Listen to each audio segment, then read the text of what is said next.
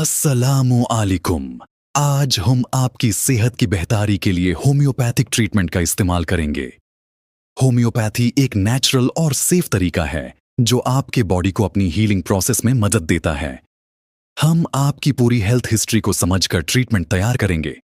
पहले मैं आपसे कुछ जरूरी सवाल पूछूंगा, जैसे कि आपको किस किस चीज की शिकायत है, आपकी पुरानी बीमारियां क्या रही हैं, आपकी लाइफस्टाइल और डाइट कैसी है। इसके अलावा आपको किस किस वक्त ज्यादा तकलीफ होती है। आपके जो सिम्टम्स हैं उनको समझने के लिए हमें उनकी फ्रीक्वेंसी और इंटेंसिटी का पता करना होगा। क्या आपको हर दिन तकलीफ होती है या कभी कभी?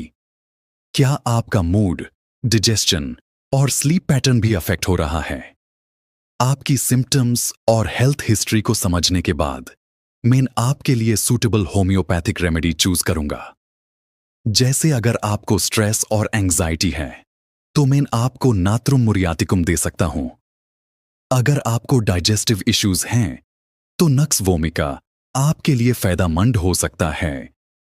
होम्योपैथिक रेमेडीज का फर्क थोड़ा धीरे धीरे पड़ता है, इसलिए आपको थोड़ा वक्त देना होगा। हम आपकी सेहत के हवाले से रेगुलर फॉलोअप्स भी करेंगे।